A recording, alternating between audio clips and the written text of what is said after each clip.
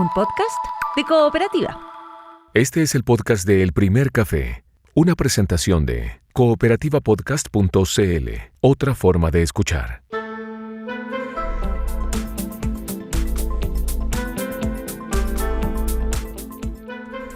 Hola, ¿cómo están? Muy buenos días. Bueno, comenzamos otra semana, varios temas para comentar también, como siempre, por supuesto, la marcha del país, de la sociedad. Si nos remitimos a lo que tradicionalmente hacemos cuando hay encuestas los lunes, es comentar, dar las cifras y lo que eso genera, ¿no? La encuesta CADEM, que la aprobación a José Antonio Kast cae al 43%. En Pulso Ciudadano, la desaprobación al presidente Kast sube 22 puntos al término de este mes de marzo. El 52%, según Pulso Ciudadano, rechaza el plan del gobierno a no aplicar el MEPCO, con ya sabemos todas las consecuencias. Respecto a, en la CADEM, respecto al alza de los combustibles, 60% considera que errada la decisión del gobierno, y los ministros peor evaluados en estas encuestas son el ministro de Hacienda, Jorge Quirós, y la ministra vocera de gobierno, Mara Cedini. A partir de las encuestas, que son números, yo sé, y que al final en el debate de la idea es un dato más chiquito quizá, pero nos puede hacer llevar a reflexionar sobre la forma y el fondo de las medidas que un gobierno adopta, sobre todo las primeras semanas. Juan José Obach, ¿tú crees que acá hubo un problema de forma en cómo se anunciaron, en cómo se manejó comunicacionalmente estos anuncios que son muy duros para la ciudadanía? Hola, buenos días. ¿Se escucha? Sí, Juan José. Perfecto. Bueno, antes de entrar a la forma, me gustaría que discutieran un poquitito sobre el fondo, porque efectivamente esto... creo yo que no hay manera de comunicar una noticia tan mala y que le pega tanto a tantas familias chilenas, que no pegue de esta manera en la desaprobación y en la baja en la aprobación del gobierno, ¿no es cierto? Y es lo que estamos viendo en las distintas encuestas. Mi impresión es que este nivel de desaprobación es un dato de la causa. El nivel de impacto que tiene un aumento de las bencinas en todos los bolsillos de las familias chilenas es muy, muy grande. Entonces, como en buen chileno es muy difícil comunicar una noticia de esta manera sin que te pegue de esta manera en la desaprobación. Dicho eso, obviamente siempre se pueden hacer las cosas un poco mejor. Quizás se pudo haber tratado de haber visto algo quizás con la oposición previamente para tratar de generar algunas posiciones en común, pero de nuevo, mi impresión es que el tema es tan sensible para el bolsillo de todas las familias chilenas que era un poco ineludible esta baja en la aprobación que ha tenido el gobierno. Uh-huh. El propio exministro de Hacienda, Ignacio Briones, a quien conoces tú bien porque hace parte de Horizontal, ¿verdad? También a propósito de esta desafortunada frase del Estado en quiebra, que el propio ministro de Hacienda, Quirós, después dijo que no usaría esa expresión, pero dijo frases como la ignorancia es atrevida a través de Twitter, y apuntó contra el manejo comunicacional. Porque esto de que está en quiebra, el bajísimo riesgo país indica que el mercado tampoco lo cree probable. Bueno, en fin, si bien esto de la palabra quiebra y toda la semana ya se ha ido superando, ¿verdad? Ya se han dado las explicaciones, pero también si le sumamos a eso la manera en que, por ejemplo, el ministro de Vivienda se expresa para anunciar que va a echar para atrás la expropiación de Colonia Dignidad, o que va a terminar con la ciclovía. Hay un tono quizá en este gobierno, el ministro, que no ayuda en ese sentido, Luis Ruz. Hola Cecilia, buenos días, saludos a todos y a todas. A ver, yo creo que el gobierno del presidente Kast en estas primeras 3 semanas ya no ha tenido un buen aterrizaje. Uno podría decir que el gobierno olvidó una máxima en política, digamos, que gobernar es priorizar y no solamente declarar. Y esto va de la mano con lo siguiente, que la eficacia política de todo gobierno finalmente no se mide por la cantidad de anuncios, sino que por la viabilidad y la secuencia para poder concretarlos. Entonces, más allá de lo que uno pueda entender de las dificultades del contexto particularmente internacional que existen, ¿verdad?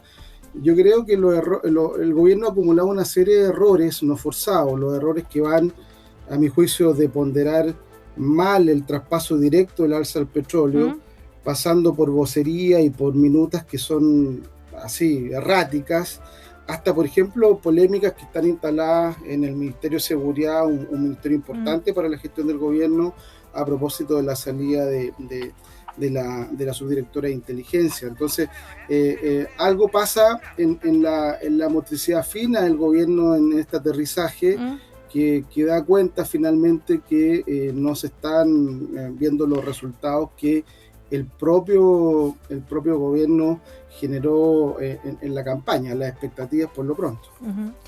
Ricardo Solari, buen día. ¿Cómo? Sí, te escuchamos, sí. Mira, a ver, yo creo que durante el fin de semana se trató de instalar una cierta narrativa que es la siguiente.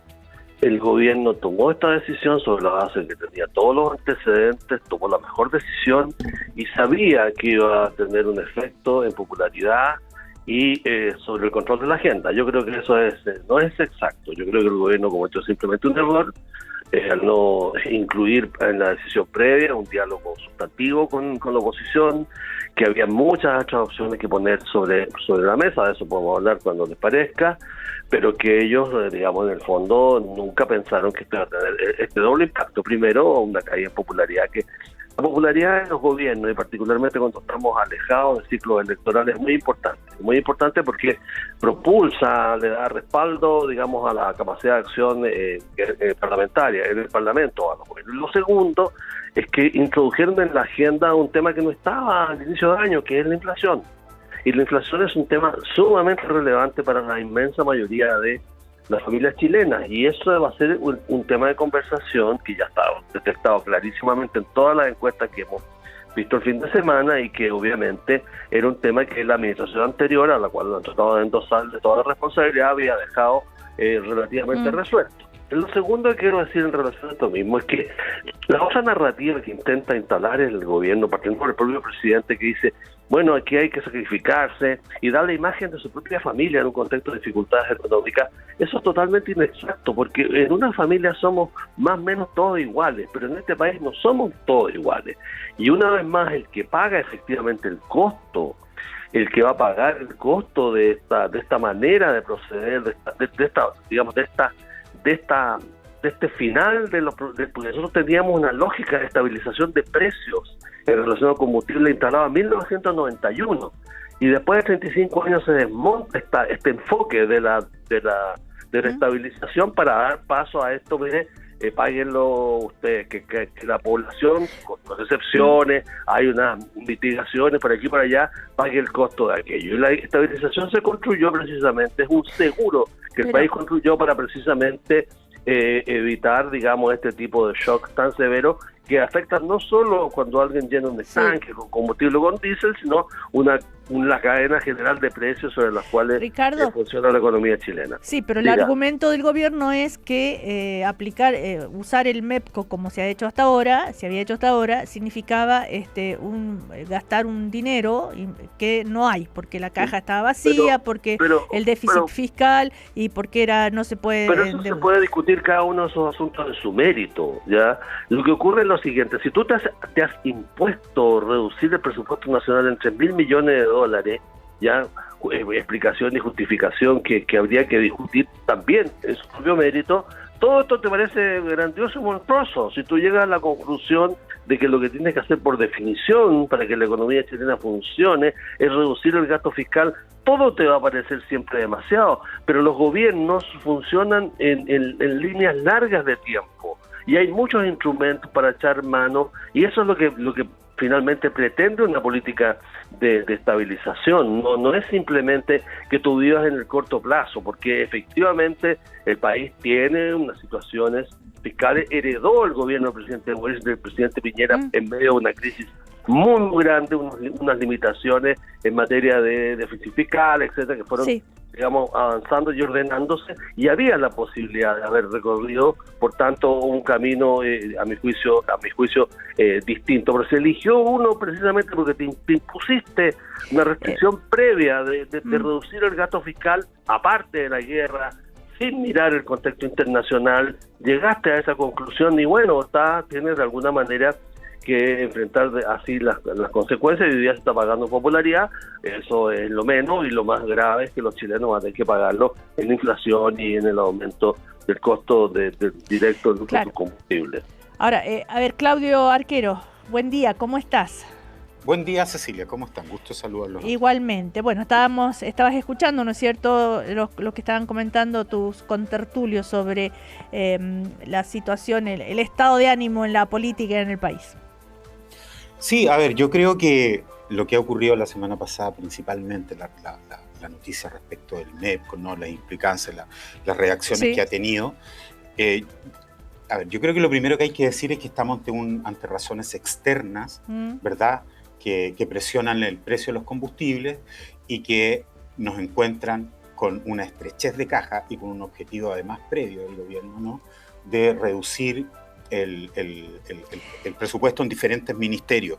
Yo creo que la caída para efectos de la popularidad no es tan estrepitosa para efectos de la discusión que hemos tenido, de la friccionada que ha sido, de las reacciones que ha tenido la oposición desde el minuto uno, desde que partió el gobierno. Yo no estoy diciendo que no hay que mirarla, yo creo que por cierto que hay que mirarla. Un gobierno que toma decisiones difíciles debe tener siempre al frente, ¿no?, el apoyo de la ciudadanía, porque con la clase política, con el Congreso le puede resultar difícil, sin perjuicio que además hay que decirlo, disculpe Cecilia, el gobierno sorteó bien sus primeras medidas en reacción a lo que va a ocurrir con los combustibles, como a paliar medidas en favor de la ciudadanía, lo sorteó bien en el Congreso. Y de último, con esto culmino, la responsabilidad del alza, cuando uno mira criterios, la mayor cantidad de personas lo entiende que son factores internacionales, digamos. Entonces, ¿qué es lo que yo valoro con esto?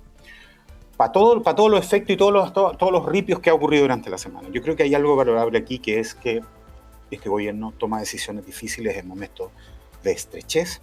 Yo creo que hay que hacer ajustes comunicacionales, sí, por cierto que sí, no me voy a negar a eso en una reflexión comunicacional, pero creo que lo más importante es que el gobierno tiene claro su horizonte político y eso no lo ha perdido. El impacto comunicacional también es político, pero el punto de vista de su horizonte, para efecto de las comparaciones que se han hecho, si esto es similar a lo que le ocurrió a Boric al principio, yo creo que no. Por dos motivos, por lo que le digo. Uno, las razones son externas, y dos, yo creo que el horizonte político del gobierno sigue intacto. ¿Cuál es el horizonte político? Es la recuperación, ¿no? Es un gobierno de emergencia que viene a recuperar orden, el principio de autoridad, crecimiento, inversión, y eso está intacto. Yo creo que juzgarlo en 2 semanas de gobierno como un relato caído es exagerado, no estoy para nada de acuerdo, y por 2 motivos, porque básicamente lo que ocurrió al presidente fue que se quedó sin relato rápidamente él. Eso no ha ocurrido acá. Las razones que le ocurrieron al gobierno anterior, insisto, haciéndome cargo de las comparaciones, ¿no?, que son razones propias, internas, y aquí hay razones externas.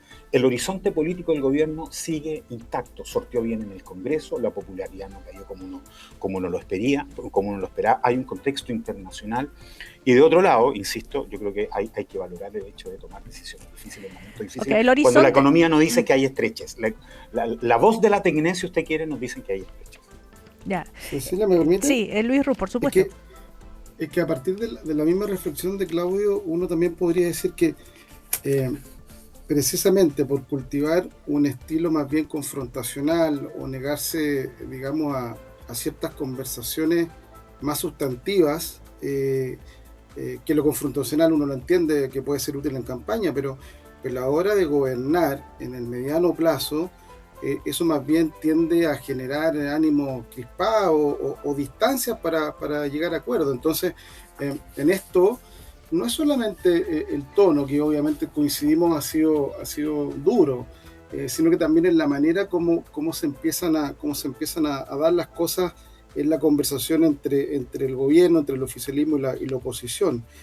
Acá, si uno pudiera entregar alguna sugerencia desde lejos, digamos, uno espera que el gobierno en esta primera parte, a lo menos, se abra espacios más de diálogo antes de hacer grandes anuncios, y particularmente cuestiones tan sensibles como el traspaso directo del alza del petróleo. También cómo se genera un acuerdo en materia de seguridad y profundizar aquello, no estar en una agenda de polémicas que nada tiene que ver con el fondo del problema, y también cuáles van a ser las prioridades, y sin que esto termine significando que todos los ajustes los paguen los más vulnerables o los que menos tienen. Creo que es que eso no es así, porque ahí tengo una diferencia. Esa es la tarea principalmente de todo gobierno. Y yo creo que ahí el gobierno, a lo menos hasta acá, no ha demostrado toda la voluntad que se requiere, pensando, como bien lo explicaba Ricardo hace un minuto, que tenemos por delante un tiempo suficiente como para ponernos de acuerdo en aquellas cuestiones que son sustantivas para el país. A ver, Claudio Arquero dice, no estoy de acuerdo, porque me imagino que por las medidas paliativas hace, ¿no es cierto, Claudio Arquero? No, claro. Los 100.000 pesos para los taxistas, los furgones escolares, y todo eso. Esta mañana escuchaba a la presidenta del Partido Socialista, Paulina Bodanovich, senadora por el Maule, decir que lo que pasa en regiones con el precio del transporte, por ejemplo, que ahí ya ha aumentado y no hay ningún tipo de subsidio para eso, y no es fácil, y le pedía al ministro de Hacienda más empatía. Ella encontraba que cero empatía de parte del ministro de Hacienda con las personas, que eso es lo que se transmite a la ciudadanía, Claudio. Sí, lo que pasa es que, sí, claro, a ver, yo creo que siempre un ajuste económico, o sea, un ajuste comunicacional, al principio un gobierno se va a requerir, se va a exigir, a mí me parece bien. Pero yo creo que se han exagerado las notas desde el minuto uno. Recordemos la presidenta, o sea, la esposa del presidente, la primera dama, sirviendo comida en La Moneda, fue visto casi como un problema que había que oficiar a la Contraloría, ¿se acuerda usted? ¿No? Sí. De ahí en adelante se ha pedido la renuncia, parlamentarios han pedido la renuncia. Parlamentario es la senadora Chicardini y que... Bueno, en el Congreso del Frente Amplio, donde estaban autoridades, parlamentarios del Frente Amplio, se levantó un lienzo bien demoníaco respecto de la figura del presidente Kast, y así. Okay. Tenemos, en 2 semanas ya tenemos marcha y todo lo que usted sabe. Entonces, mire, aquí hay congelamiento de tarifas, como se ha dicho, hay estabilización para efecto de la parafina, hay una alerta sanitaria oncológica que para todos aquellos que tenemos un pariente, como es el caso mío, ¿no?, sufriendo el cáncer en situaciones bien extremas, es una buena noticia.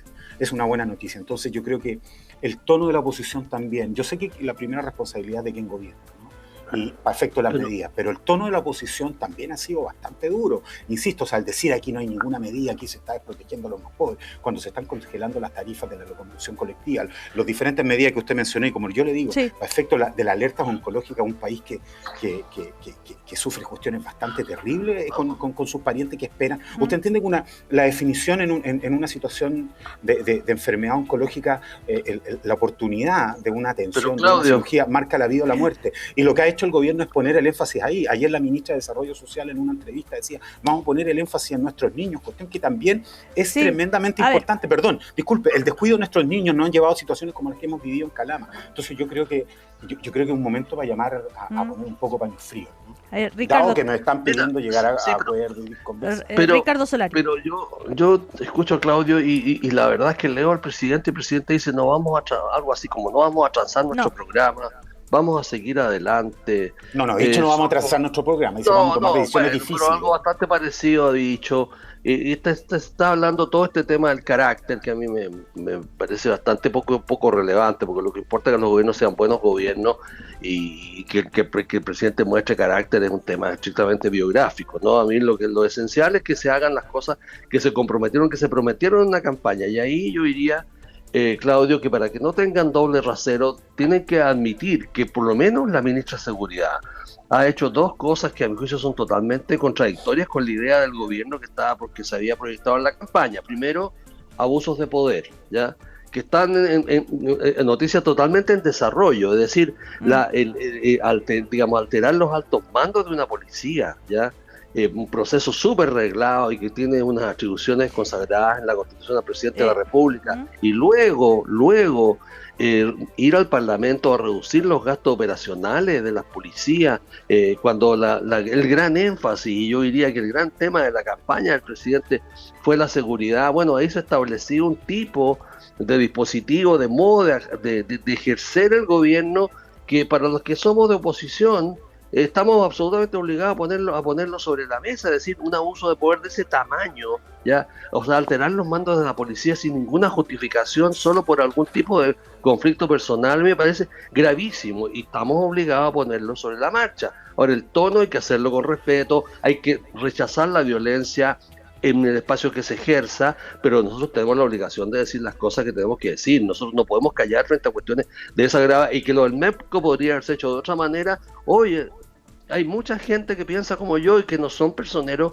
identificados estrictamente con partidos de la oposición, que son digamos, intelectuales independientes, expertos, etcétera, etcétera, etcétera. Bueno, por decir algo, ¿no? Así que la oposición tiene sus deberes también. Nosotros no vamos y no podemos ser, digamos, coayudantes de políticas que nos parecen inadecuadas y que perjudican a la población.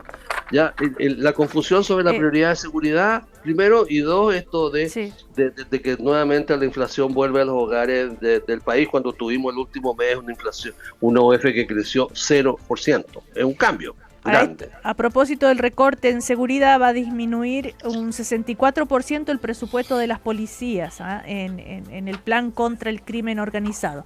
Supongo que las autoridades de gobierno tendrán establecido y calculado en qué parte van a disminuir para que justamente no sea un boomerang para su objetivo, que es luchar contra el crimen organizado. A ver, Juan José Obach. Juan José, parece que estás muteado. Bueno, Luis Ruz, entonces. Sí. Sí, que en la misma línea, o sea, una cosa es lo que se anuncia o la declaración de intenciones, pero lo que estamos viendo en la práctica es precisamente algo contradictorio o a lo menos confuso. Cuando se recorta en tal magnitud el presupuesto de las policías, y cómo se hace, por ejemplo, con el programa Calle Sin Violencia, el plan que también tiene que ver contra el crimen organizado, uno dice, bueno, se pregunta, ¿realmente la prioridad del gobierno está en materia de seguridad? Entonces, acá nuevamente nos volvemos a encontrar en esta lógica un poquito de improvisación, de no saber bien hasta dónde poder hacer un recorte, que uno entiende que fue promesa de campaña, no es nada nuevo, pero también tener la capacidad de poder priorizar y hacerlo en aquellos ámbitos o en aquellos sectores que efectivamente lo requieren, y no como una política rajatabla para reducir el tamaño del Estado, reducir la capacidad del Estado. Entonces, todas esas dudas, hoy día, a poco andar, a 3 semanas, que es un tiempo bien breve, yo creo que el propio gobierno, a partir de autogoles, se ha metido una serie de confusiones, se ha metido una serie de polémicas que han sido generadas por ellos mismos, y creo que es necesario que la aclaren bien para poder meternos en la discusión en aquellos temas que son de fondo, que es lo que hemos dicho acá. Bueno, el presidente Kast ayer en el Campeonato Nacional de Rodeo dijo, más allá de las diferencias políticas que podamos tener, tenemos que hacer que Chile vuelva a crecer. Y también llamó a mantener las tradiciones, y que necesitamos más trabajo para nuestra familia chilena, y que respecto a las tradiciones, que nos mantengamos firmes. Vamos a ir a comerciales. A la vuelta seguimos en El Primer Café. Estás escuchando el podcast de El Primer Café, una presentación de cooperativapodcast.cl.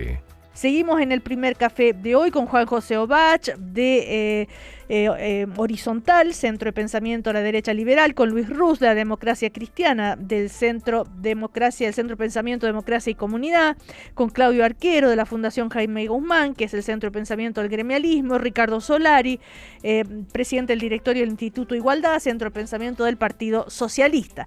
Bueno, ustedes analizaban, ¿no es cierto?, la primera semana del gobierno, las primeras 2 semanas, mejor dicho, las encuestas, lo que se pudo hacer, lo que no se hizo, el lenguaje, el modo, todo aquello. Yo te había dado la palabra, Juan José Obach, parece que hubo un problema ahí con la comunicación. ¿Ahora sí estás ahí? Ya estamos de vuelta ya. Ya, ok.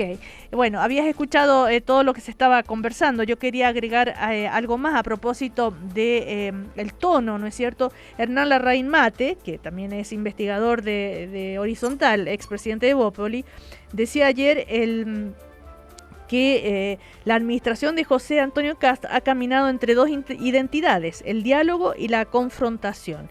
que en ese escenario Chile Vamos debe resolver si como parte del oficialismo se asimilará al Partido Republicano o recuperará su identidad.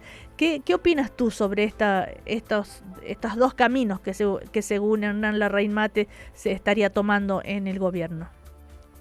Bueno, hay dos cosas, ¿no es cierto? La primera es que recordemos que este gobierno llegó a la moneda con un discurso muy claro, con un discurso de que este país tiene una emergencia fiscal, una emergencia en seguridad y una emergencia en lo social. A ti te puede gustar o no ese discurso y podríamos discutir sobre eso, pero lo cierto es que la gente en la urna decidió por ese gobierno y creo yo que lo que está haciendo ahora, y a propósito de la discusión pasada con el tema del aumento de las bencinas, es justamente eso, es desplegar esa agenda que justamente pretende hacerse cargo de esa urgencia. Ahora, dentro de una coalición, y a tu pregunta, Cecilia, con respecto a lo que planteaba Hernán, bueno, esto no es nada nuevo, ¿no es cierto? Lo vimos en la coalición también del gobierno saliente del presidente Boric, cómo convivían estos dos mundos, el socialismo democrático y el Frente Amplio. Y es muy importante en política que cuando se crean estas coaliciones, obviamente cada actor no pierda su identidad, no solamente por darle una proyección política a ese proyecto, sino también por darle gobernabilidad al gobierno de turno, y eso es lo que creo que Hernán está poniendo sobre la mesa. ¿Cómo van a convivir estas distintas derechas, si tú quieres? Y creo que es muy importante que así sea, porque solamente de esa manera tú vas a lograr desplegar tu agenda y poder lograr las mayorías que necesitas para que tu gobierno avance. Claro, pero más allá de los acuerdos, digamos, por ejemplo, cuando se dice Larraín Mate, son muchos los que vamos a levantar la voz si se inicia una batalla cultural desde el gobierno, porque sería un engaño.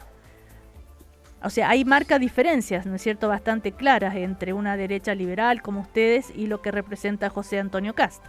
Sin duda, sí, claro, pensar que no hay diferencia es tapar el sol con un dedo.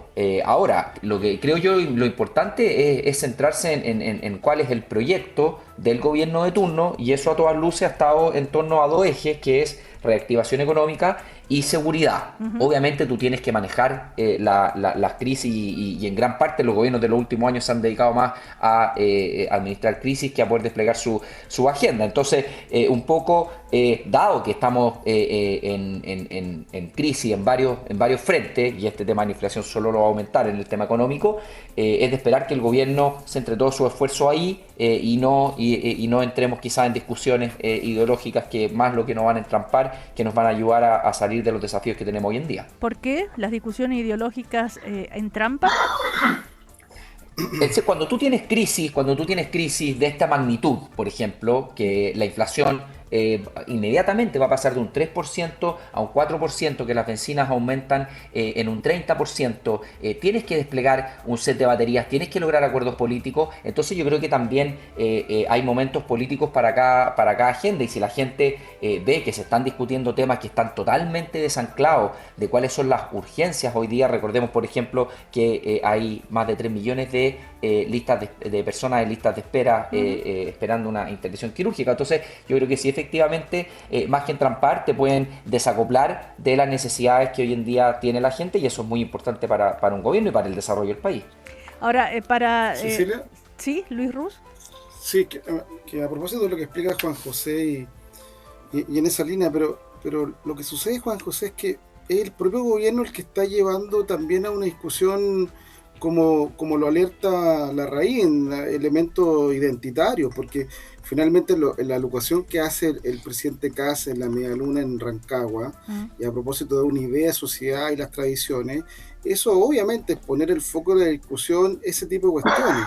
Y si a eso tú le agregas lo que acabamos de escuchar del ministro de la Vivienda a propósito del anuncio de reversar la expropiación de Colonia Dignidad, que no es por una cuestión meramente presupuestaria, sino que hay un trasfondo mayor, tú claramente llevas a la agenda pública cuestiones que no necesariamente el propio gobierno la tenía contemplado, lo había propuesto en campaña. Entonces, uno también gustaría escuchar, a propósito de la derecha liberal que representas tú, qué sucede con esa derecha que condenó, por ejemplo, la dictadura militar, o que ha intentado tener un camino distinto a una derecha que tiene, digamos, antepasados, por así decirlo, en la lógica de la dictadura. Entonces, hay un tema ahí de inconsistencia y querámoslo o no, afecta el devenir del día a día, afecta la discusión política, porque los énfasis uno no sabe finalmente dónde están, si es solamente en la gestión a propósito de la narrativa de la emergencia o hay una cuestión de otra índole que es de mayor calado. Sí, Juan ¿puedo, José? Cecilia? Sí, por supuesto. Sí, sin duda, Luis. Yo creo que es un punto muy, muy atendible y efectivamente yo creo que hay que esperar cómo se van desplegando esta agenda. Obviamente cuando uno ve este tipo de declaraciones, lo mismo que mencionó el ministro Poduje, obviamente uno levanta un poco la ceja y dice, bueno, ¿qué está pasando acá? ¿No es cierto? No que nos teníamos que hacer cargo del déficit habitacional, como dije, las listas de espera, ahora de la crisis de los combustibles. Entonces, obviamente aquí se ve que hay una apuesta del gobierno de desplegar toda su agenda, pero tampoco me adelantaría. Y llevamos 3 semanas nomás y son declaraciones y hay que ver cómo se van dando estas cosas, pero obviamente si tú me preguntas a mí, yo particularmente no estoy de acuerdo con la declaración del ministro Poduje, sobre todo por un tema de timing. Creo que no es el minuto y tampoco de estar levantando esos temas. Creo que más lo que nos desune que nos unen en este minuto, que tenemos que salir en ayuda a la gente. No olvidemos que la crisis es grande. A propósito de este tema, por si la ciudadanía, la audiencia no sabe, se trata, ¿no es cierto?, del anuncio del ministro de Vivienda de que va a echar para atrás la expropiación de Colonia Dignidad. Después el gobierno salió a aclarar que está suspendida y no reversada, pero también la manera en que el ministro de Hacienda lo anuncia, dijo, dictaremos un decreto que rebaja... ¿Qué dije? Que de Hacienda. No, perdón, de vivienda, sí. El ministro Iván Poduje dijo, dictaremos un decreto que revoca el que dio origen al plan. Nosotros no vamos a ir con eso. Eso no se ha hecho nunca, de hacer esto, de que el Ministerio de Vivienda tome estas decisiones. No está, este proyecto no tiene nada que ver con nuestra agenda. Tengo otras prioridades. Cecilia. Y eso ha generado mucha crítica. Grave porque, pero espera, disculpe, Luis, muy breve, Ricardo.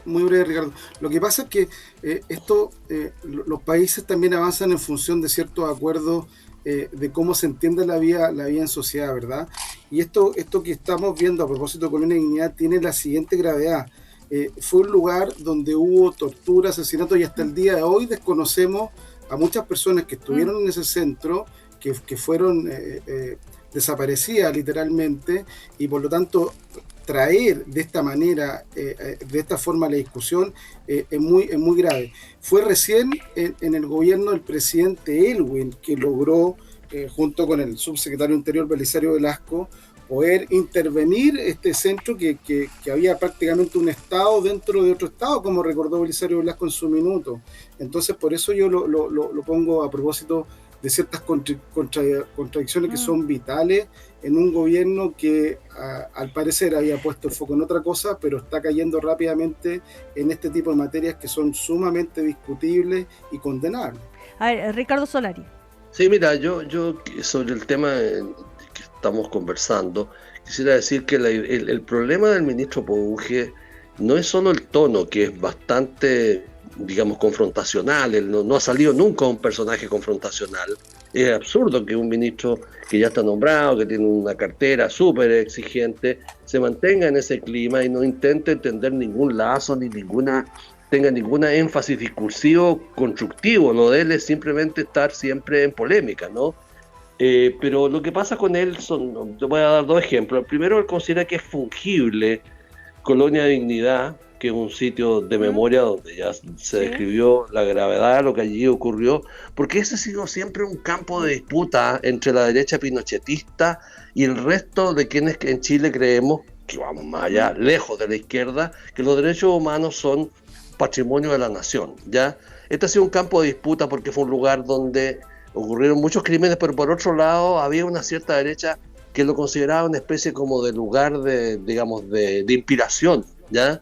Y por tanto no es cambiar Colonia Dignidad por un puente, ¿ya? No es cambiar Colonia Dignidad por, digamos, algunas viviendas, no, este es un punto simbólico, ese es el valor y me alegra mucho haber escuchado que entiendo el ministro García señaló que esto era algo que se suspendía momentáneamente, ¿ya? Sí. Me parece bien porque creo que pone en sus justos términos. O sea, dijo que está suspendida y no reversada, pero suspendida ¿hasta cuándo? No dijo.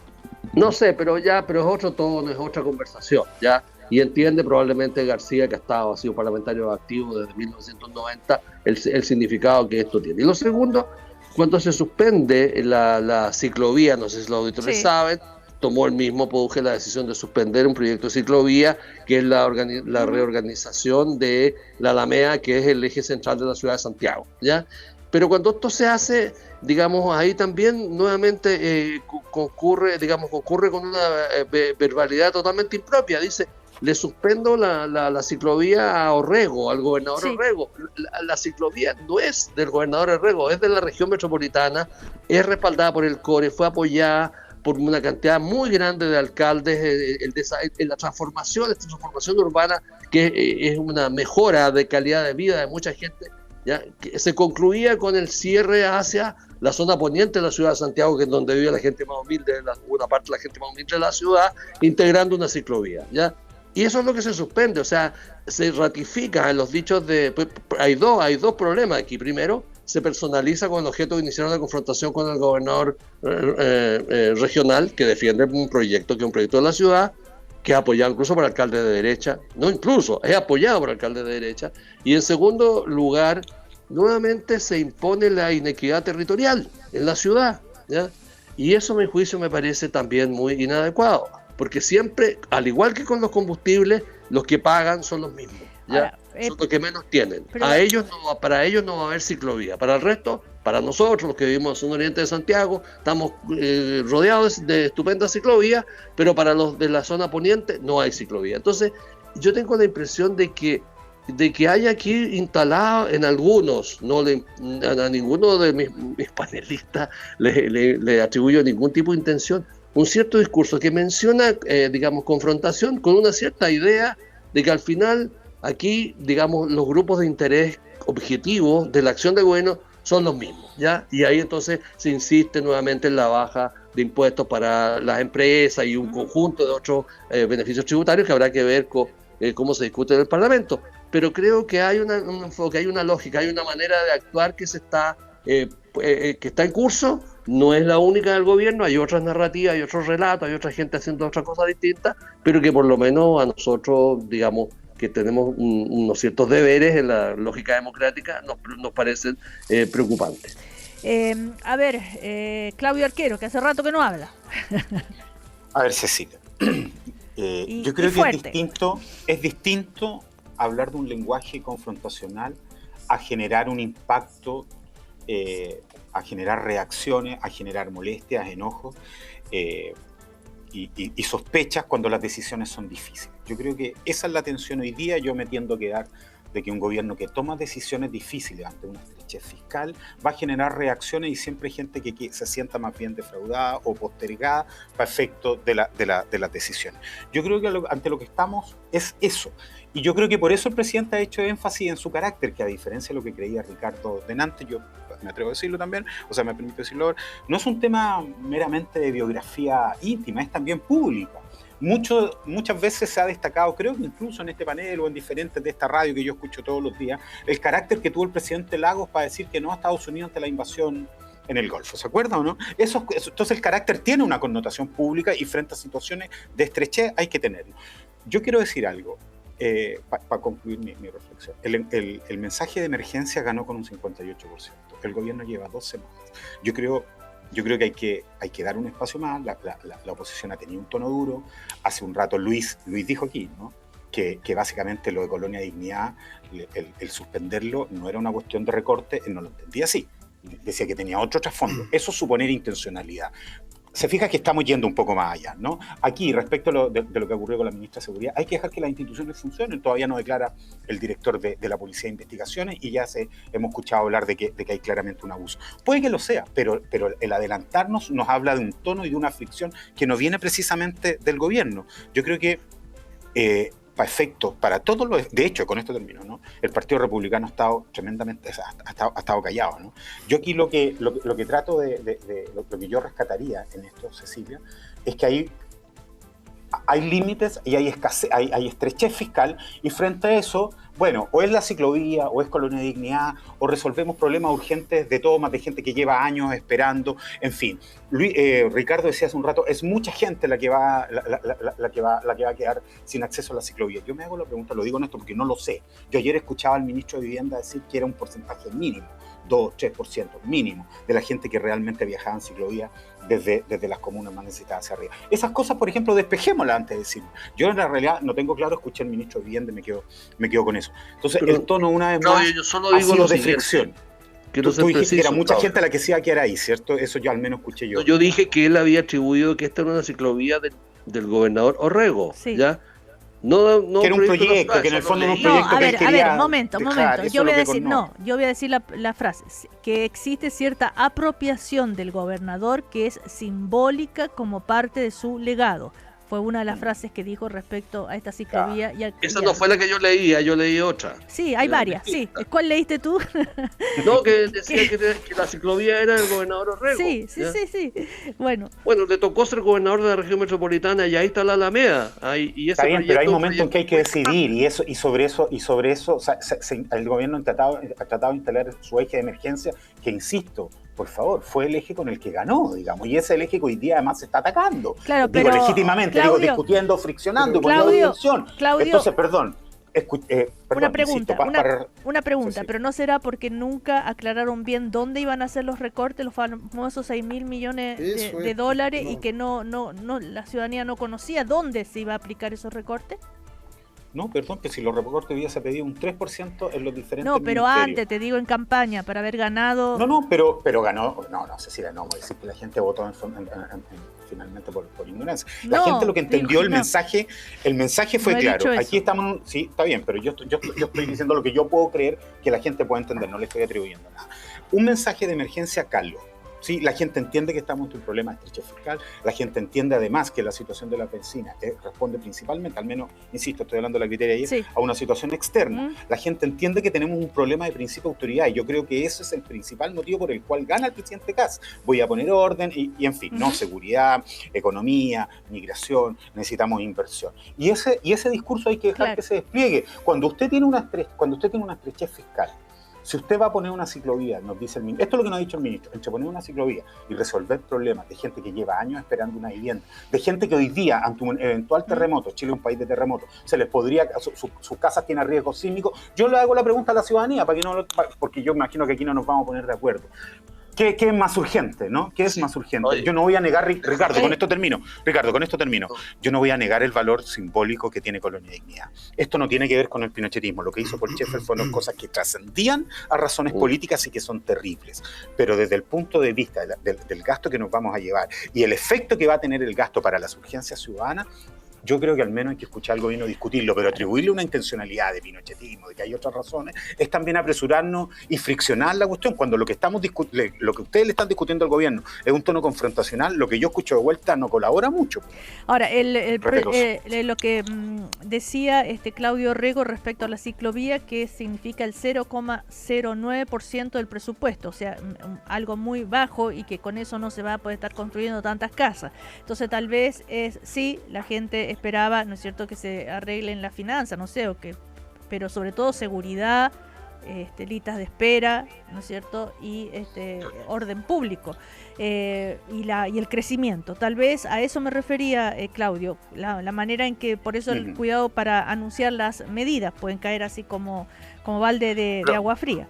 Ricardo, ¿querías decir algo? Cecilia, mira, sí. Que el anuncio respecto a la ciclovía se hubiera hecho del modo que aquí lo ha señalado Claudio Orrego, obviamente yo jamás habría citado este asunto, perdón, no Claudio Orrego, Claudio Arquero. Claudio Arquero, yo jamás habría citado este asunto, pero como se le imputa se personaliza esto, Eso viniendo de una autoridad muy fuerte. Y segundo, lo que dije de abuso de poder, ¿ya? Tiene que ver con algo que hasta el momento el gobierno de la República de Chile no ha aclarado. ¿Por qué la jefa de inteligencia? Pero las instituciones tampoco lo han resuelto, por Ricardo.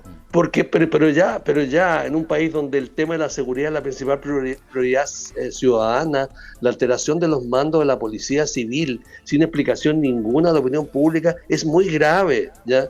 Y nosotros, de alguna manera, los que tenemos y actuamos en la esfera pública, tenemos que hacerlo ver. No puede la autoridad civil modificar los mandos de las policías, porque para eso hay reglamentos y hay temporalidades y hay atribuciones que son estrictamente presidenciales. Entonces, esto no es, digamos, simplemente un tema de tono, Claudio. Esto es un tema que tiene que ver con qué tipo de buen gobierno tenemos en el país.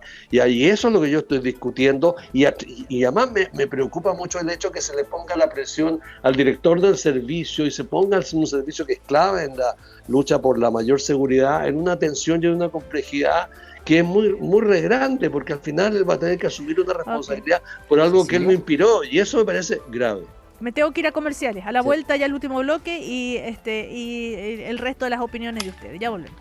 Estás escuchando el podcast de El Primer Café, una presentación de cooperativapodcast.cl. Último bloque de nuestro primer café de hoy con Ricardo Solari, Claudio Arquero, Juan José Obach y Luis Ruz. Bueno, estaban conversando, ¿no es cierto?, sobre, ya estábamos en el tema de seguridad, insistía Ricardo Solari, ¿verdad? Con eso nos fuimos a comerciales. ¿Alguien quería acotar algo, si no me equivoco? Sí. ¿Eras tú, Luis? Ya, Luis Ruz. Sí, lo que pasa es que, a ver, si el punto de fondo, Claudio, es que no se entiende un gobierno que se dice emergencia, por ejemplo en seguridad, cuando hace un recorte de 72.000 millones de pesos que afecta a las policías y a todos los planes que se vienen implementando, y que además, por ejemplo, se agregan los despidos en el mismo Ministerio de Seguridad de gente que incluso viene desde el gobierno del presidente Piñera. Entonces, yo ahí, qué decir, es fácil tener carácter cuando, por ejemplo, la cuenta la terminan pagando los que no tienen cómo defenderse. Pero a mí también me gustaría ver el carácter del presidente, por ejemplo, cuando nos vemos increpados por el presidente Trump. En fin, ese es el punto de fondo, Claudio, que uno empieza a ver en estos pocos días de gobierno, esa inconsistencia entre el relato, la narrativa de emergencia, con lo que realmente está haciendo el gobierno. ¿Cecilia? Sí, Juan José. Sí, mira, a ver, y a propósito de lo que comenta Luis, yo creo que, y mira, voy a dejar de lado el tema de Colonia Dignidad, que yo creo que es tan fuerte el tema de los derechos humanos que, como decía bien Ricardo, no es comparable un ajuste fiscal con la no condena o con sacar ese tema a colación. Creo que fue poco afortunado por parte del ministro de Vivienda sacar ese tema. Y lo segundo, lo de la ministra Steiner, que la justicia va a tener que hacer su trabajo y ver qué avanza. Pero aquí hay un tema de fondo, Cecilia, que tiene que ver con lo siguiente. El gobierno y la coalición, digamos, de gobierno, tiene la profunda convicción de que necesitamos hacer un ajuste fiscal. Tú puedes decir 6.000, 8.000, ahí podemos discutir del monto, pero se necesita hacer un ajuste fiscal por un tema muy simple. El Estado de Chile lleva sistemáticamente gastando más de sus ingresos, sí. Y esto se vio agravado en los últimos 3 años, como tal hemos visto con el incumplimiento de las reglas fiscales en el gobierno de Boric.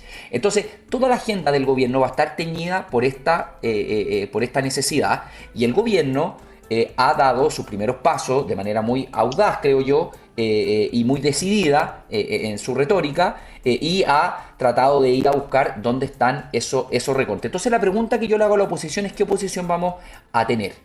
Una que cuestione cada paso que vaya en este objetivo de ir a hacer un ajuste, si entendemos todo, en primer lugar, que necesitamos hacer un ajuste, porque también creo yo que falta ese paso previo de decir, miren, entre todo el arco político nos vamos a poner de acuerdo y efectivamente necesitamos un ajuste fiscal. Yo creo que eso todavía no está instalado como un diagnóstico compartido, y eso para mí es muy grave, porque cada decisión que vaya tomando el gobierno, independiente de la retórica que haga, que tenga, va a terminar teñida o va a terminar obstruida probablemente por una oposición que vaya a cuestionar cada paso que tome el gobierno de este frente, o creo yo que todavía estamos a tiempo de tratar de buscar una agenda común y entender que la precariedad y la fragilidad de nuestras finanzas públicas es un tema de máxima prioridad nacional, y no solamente dicho por lo que estamos acá, sino que también por el Consejo Fiscal Autónomo, que ha hecho una gran labor en esta materia. Entonces, creo yo que esa reflexión de parte de la oposición es necesaria. De lo contrario, vamos a chocar con una pared todo el tiempo y no vamos a poder avanzar en nada.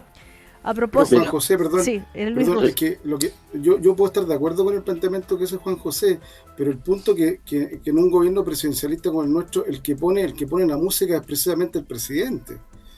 Esa forma, digamos, de hacer un juicio tan duro o de hacer una retórica tan dura, aleja cualquier posibilidad de encuentro. Entonces, quien tiene la primera responsabilidad en esta materia, Juan José, es precisamente el propio gobierno. Ahora, en relación al mismo tema que plantea Bach, y yo quiero decir que aquí, por la vía ejemplar, el ministro Marcel hizo un recorte fiscal mayúsculo el 2022, mayúsculo. O sea, yo creo que no se ha hecho otro en la historia fiscal de Chile una cosa de ese tamaño, ¿ya? En democracia y con el Parlamento funcionando y con en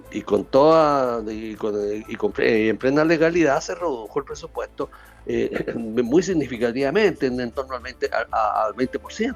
Ya veníamos de la expansión del ciclo de Piñera, porque obviamente le enfrentó la pandemia y esto requirió usar muy significativamente el instrumento fiscal para poder compensar la inmensa pérdida que provenía de la caída de actividad.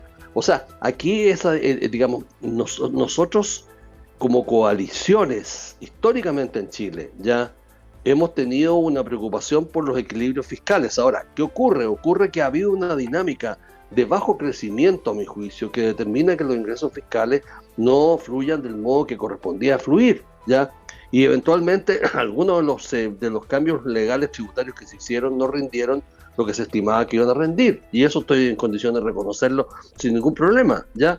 O sea, a ver, es que esto es una discusión enteramente posible. Yo creo que hay pruebas evidentes en plazos recientes. En relación al otro tema, que es el tema tributario, o sea, cuando aquí se habla de reducir el impuesto corporativo, etcétera, eso era parte de algunas de las discusiones tributarias de los proyectos que fueron, digamos, rechazados en la administración del presidente Boric. O sea, esto tampoco es algo que sea sacrosanto, porque el punto es que para nosotros, o para mucha gente que sigue estos temas, los temas fiscales, es nítido, es que cuando tú haces una reducción de ingresos fiscales, tienes, por la vía de una reforma tributaria, tienes que compensarlos, ¿ya? Que tienes que compensarlos, que aquí tiene que haber una compensación, porque lo otro significa simplemente, privar en el largo plazo al Estado de Chile de ingresos para poder hacer su tarea principal, que es proveer bienes públicos. Entonces, estos no son discusiones, digamos, de alguna manera a los cuales nadie se podría restar razonablemente, ¿no? Pero tienen que estar hechas y estar construidos sobre la base de unos ciertos principios de acuerdo. El principio de la compensación, por ejemplo, yo no se lo he escuchado nunca al ministro de Hacienda. Él ha señalado todos los cambios tributarios que quiere hacer, los ha señalado todos de modo bastante explícito, pero no ha dicho cómo nos va a compensar. Y es obvio que si sustenta su estrategia de crecimiento solo en la reducción de impuestos, puede irse por un muy mal camino y terminar en 4 años más mucho peor en el escenario fiscal que como comenzamos. Eso por lo menos es mi observación, ¿no? Y en ese sentido es difícil que, si no hay una cierta flexibilidad en ese enfoque, vaya a haber puntos de convergencia. Antes de terminar, quería preguntarle a Claudio Arqueros sobre las declaraciones de Pablo Longueira, que ahí en el marco de la conmemoración de los 35 años del asesinato de Jaime Guzmán, Pablo Longueira habló de ciertos temas y respecto a la candidatura de Michelle Bachelet. ¿Qué dijo Longueira? Yo habría apoyado la candidatura de Bachelet a la ONU. Claro, dijo, creo que hay cosas que hay que tener miradas de país, mirada de Estado. No tengo los antecedentes, no quiero hacer una crítica a la decisión, pero si hubiera dependido de mí, yo la hubiera respaldado. ¿Qué te parece eso, Claudio? Uy, Cecilia, ¿qué le puedo decir? No estoy de acuerdo con Pablo Longueira aun cuando le acabo de enviar una invitación hace unos minutos a Pablo Longueira. Y, a ver, yo comprendo lo que dice Pablo. Pablo además responde a un contexto histórico de la UDI propositivo, de acuerdo, ¿cierto? Pero cuando todos teníamos una visión de país similar, ¿no? Y yo creo que Pablo responde a esa tradición y lo puedo entender. No, que responde a esa tradición de buscar acuerdos, de tener una visión país similar, y por tanto entiendo el espíritu, entiendo su decisión, sí. Pero yo tengo una diferencia. Yo creo que si esto hubiese sido una medida de Estado, debió haberse tratado desde el principio como tal, ¿no? Que ha sido la tradición en política exterior en Chile, que se ha conversado tantas veces. No conversó, que no le dijo, que no... Pero Cecilia, yo no lo tocaría así como algo, así como baladí, porque para mí... Está bien, pero para mí es central. Que ya lo han conversado. Sí, lo hemos conversado. Sí. Y yo, claro, no me quiero detener ahí porque creo que lo hemos hablado otras veces. En rigor, después del presidente, cuando el presidente Boric, en vez de buscar la colaboración, la conversación, el consenso con el ya presidente electo, va a buscar el apoyo de Brasil y México previamente, y sin notificar. Entonces esas cosas no son marginales, no son una nota a pie de página en este trato, a mi juicio, insisto, Cecilia, ¿no? Esta es mi opinión, respeto lo que dice Pablo. Es más, créame que yo al principio, incluso cuando recién se anunció, cuando recién se comentaba, a mí también, yo no estaba completamente...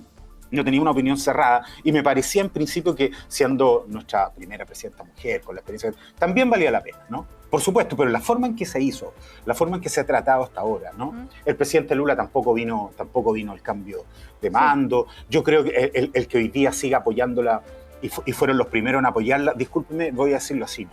Pero a mí me parece que esta candidatura, antes que ser la candidatura de Chile como Estado, por los motivos que yo he dado, fue desde el principio la candidatura de Brasil.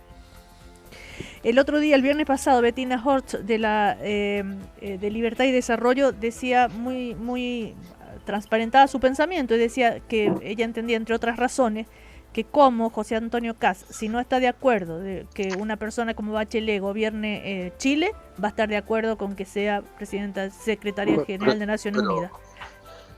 Pero yo creo que ese razonamiento no aguanta ni un minuto, porque esto significa que, en definitiva, las postulaciones para el orden internacional... No, razones políticas, ¿no?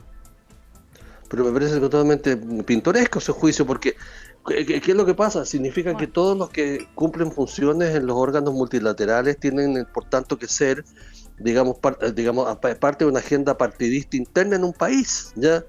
Y eso no sé si me está escuchando, Cecilia. Sí, lo estoy escuchando. Bueno, le quiero decir lo siguiente, que el gran punto de disputa hoy día en Chile en relación a la candidatura de la presidenta Bachelet. Acabamos de suscribir una carta, una enorme cantidad de ex autoridades chilenas, incluyendo la ex canciller Soledad Alvear, el ex canciller Carlos Figueroa, el ex canciller Ignacio Walker, todos ellos de visiones partidistas distintas de Bachelet. Y quiero decirle que la otra candidata latinoamericana con peso, que es Gabriela Greenspan, es apoyada por el presidente de su país, que no es para nada simpatizante de la opción política interna de Greenspan, ¿ya? Que viene de una tradición más bien socialdemócrata y el otro más bien de una tradición de derecha. Entonces, esto no existe, o sea, como enfoque de lo multilateral, lo que dijo la señora Hortz, ya se llama, no tiene ningún sentido, o sea, no funciona así el mundo, ¿ya? Y a Eduardo, digamos, al actual secretario general Guterres lo apoyó también la derecha, pese a que él es un socialdemócrata, ¿ya? En Europa, la Cancillería Europea lo respaldaron. Ahora, porque es una visión transversal, entonces ese no es el modo. Ya, pero aquí no se hizo un trato transversal por Ricardo. Ese es el punto, al menos lo que yo pienso, no estoy hablando por Bettina Hortz, pero mira, no se le comunicó ni a los ex cancilleres, esto se hizo en su momento súper adelantado. Súper adelantado, perdón, perdón, dale. No dijo el argumento entregado por la Cancillería, solo se remite a un concepto, ¿ya? Que es el concepto de la inviabilidad. Y esa inviabilidad de la candidatura, eso está escrito, ¿ya? No ha sido explicado bajo ninguna circunstancia, porque si puede haber una candidatura latinoamericana viable, esta es una respaldada por los dos países más importantes de Latinoamérica. Está bien, pero el gobierno tiene una convicción, perdón, el gobierno tiene una convicción al respecto. Pero para efectos de cómo se ha tratado. Mira, yo te pregunto, Ricardo, ¿a ti te parece que la forma en que el ex embajador Juan Gabriel Valdés nos dice, mira, el presidente no tenía ninguna obligación de comentar esto con nadie, ¿te parece que contribuye, que dialoga en el tono que ustedes nos han dicho? No, esto es una mirada transversal, como se hizo en ocasiones anteriores con Álamo, con insultos. O sea, a ver, estamos de acuerdo que hay una señal ahí de cómo se ha dado esto. No es necesario, no es, digamos, no es el punto del juicio de discusión hoy día, porque yo tengo la impresión de que siempre en todas las áreas hay cosas que se pueden hacer distinto o mejor. Yo desconozco las razones por las cuales se siguió el camino que se siguió. Ya, pero que se siguió, pero puestos hoy día en la opción que es muy importante desde el punto de vista del interés del país, que alguien de este país sea secretario general de la ONU, me parece que la postura de la Cancillería respecto a la inviabilidad que no ha sido esclarecida, me parece una actitud por lo menos discutible, muy discutible. Ahora, ayer el senador Lagos Weber planteaba la posibilidad de que de José Antonio Kast echara marcha atrás, digamos, con esta decisión. ¿Es posible? ¿Qué creen ustedes esto? ¿Alguien sabe? No, yo creo que esa es otra señal de cómo se ha hecho esto, ¿no? Es una señal de tironeo, en el fondo, de poner al presidente en un problema. Yo no tengo más opinión respecto a lo que dice. Sí, perdón, Cecilia. Luis Rusi. Cecilia, sí, muy breve. Es que, ¿sabes qué? Además del punto es que lo que hay a la base es principalmente cuestiones mayores, o sea, no puede ser la explicación de quitar el respaldo cuestiones solamente procedimentales de cómo se hizo la nominación o la presentación de la candidatura de la presidenta Bachelet a Naciones Unidas. Acá también, y yo creo que eso es la discusión, y esta mala decisión va a perseguir al gobierno, porque lo que se va a instalar en la discusión de la comunidad internacional y en todo el sistema internacional es qué tipo de relaciones vamos a querer para los estados y entre los estados. Entonces, la gracia, creo yo, de haber apoyado a la presidenta Bachelet, más allá de su militancia, de su trayectoria personal en la política chilena, era precisamente aquellos principios que hemos defendido como Estado de Chile desde muchas décadas, a propósito de comprender el derecho internacional con los respetos que se merece, la solución pacífica de las controversias, la promoción de la democracia y los derechos humanos, etcétera, etcétera. La carta de los ex cancilleres es muy ilustrativa en esta materia. Entonces, creo que nuevamente el presidente en esto comete un error. Uno puede entender, discrepar de la forma, pero lo que hay a la base y lo que hay al fondo son aquellos principios y aquella forma de entender la integración de un Estado como el nuestro a la comunidad internacional. Y eso, a mi modo de ver y de muchos otros, lo representaba bien la presidenta Bachelet. Ahora, perdona, que te agrego otra cosa. La Cancillería chilena y apoyó la postulación de la confirmación en el cargo de la Conferencia Interamericana de Andrés Alamán, y lo hizo pese a que hay una evidente diferencia partidista en esto, pero Andrés se ha ganado un lugar en la comunidad iberoamericana y está ejerciendo el cargo y fue reelegido con el apoyo, en primer lugar de nuestro Ministerio de Relaciones Exteriores y el Gobierno de Chile. Juan José no ha opinado sobre esto. Juan José Ovacho. No, sin duda, yo creo que todas las materias internacionales responden más a políticas de Estado más que a políticas partidistas y de contingencia. Y en ese sentido, claro, el nombre de Michelle Bachelet está inscrito en la historia política de nuestro país, primera presidenta mujer. Sin duda, yo estoy ahí un poco tiendo a congeniar y a estar un poco de acuerdo con las declaraciones de Pablo Longueira, ¿no? ¿Por qué no? Pero también siempre las cosas se pueden haber hecho mejor, creo yo, y sin duda haber generado esos apoyos desde antes hubiese sido mucho mejor y no nos tendrían en la situación hoy en día, que yo creo que no es grata para nadie. Bueno, se nos termina el primer café, pero me quedan 2 minutos. Solamente les quería hacer un alcance a la que no hemos hablado de la oposición. ¿Cuál es el tono que debería tener la oposición en estos momentos? Porque no está fácil para la oposición tampoco, ¿no, Ricardo? Bueno, la oposición tiene que hacer sus tareas, tiene que no solo fiscalizar la acción del gobierno, tener una postura en común en general para enfrentar la intensa agenda legislativa que está sugerida y anunciada por el gobierno, sino que además tiene que seguir trabajando y tiene que trabajar más que nunca en construir propuestas de futuro. En los temas sobre los cuales eventualmente vamos a discrepar, tenemos que ser capaces de tener opciones alternativas, tenemos que ser capaces de tener ideas que hagan sentido, que le hagan sentido a los ciudadanos, pero al mismo tiempo que tengan que se apropien de una idea de futuro de país. Yo creo que un problema que estamos teniendo, lo leí ayer no sé dónde, es que tantas malas noticias juntas, ya alza de precios, inflación, inseguridad, etcétera, van nublando el optimismo de los chilenos respecto a su imagen del futuro del país, ya. Y aunque separan muchas veces su idea digamos, personal, sí tienen una idea, lo vi también en las encuestas de ayer, una idea media negativa de cómo viene la mano en Chile. Yo creo que eso no ayuda en nada, ¿ya? Eso puede ser extremadamente negativo y la oposición tiene que tratar de ir configurando un tipo de proyecto que entusiasme a los chilenos y le haga ver el futuro del país con más ganas. Eso es, yo creo, una de sus tareas, ¿no? No es simplemente la pura discrepancia, la disonancia, y menos la estridencia, ¿no? O sea, hay que calmar un poco el tono también desde la oposición, Luis Ruz. O sea, yo creo que más que calmar el tono, lo que hay que hacer es tratar de tener un tono que le haga sentido a la gente, que sea un tono constructivo, pero al mismo tiempo que sea un tono esperanzador, ya que diga, bueno, hay un plan, hay una idea de futuro alternativa a la que se nos propone hoy día por parte del Ejecutivo, y en aquellas cosas en que haya que hacer, digamos, oposición con fuerza habrá que hacerlo, y en aquellas cosas en que se pueda concordar habrá que concordar, y eso me parece que es la manera de enfrentar lo que se viene. Pero hay tareas para la oposición también, y no pocas. A ver, Luis Ruz, que también hace parte de la oposición, la DC. Sí, yo creo que la oposición hoy día tiene varias caras y está en reconstrucción, para ser sincero. Ahora, toda democracia requiere una buena oposición y una oposición activa, es parte del juego democrático.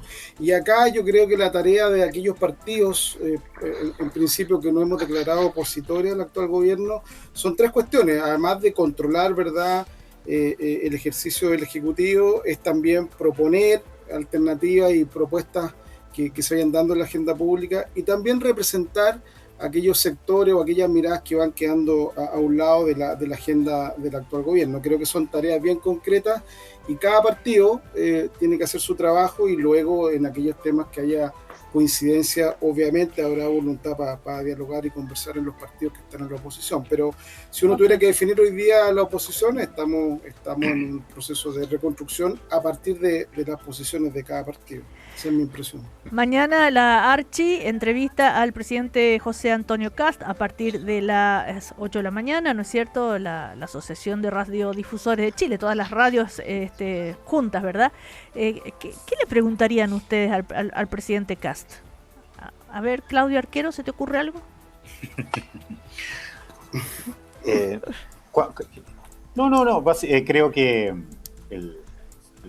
lo más difícil hoy día, ¿no?, es poder transmitir la empatía de que las decisiones difíciles, cómo asume el dolor de las decisiones difíciles, ¿no?, la soledad de las decisiones difíciles. Ajá, como las que ha tomado el presidente. Ya, ¿Cómo impacta Yo tengo eso? una. A ver, ¿quién? ¿Luis Ruz? Yo tengo una.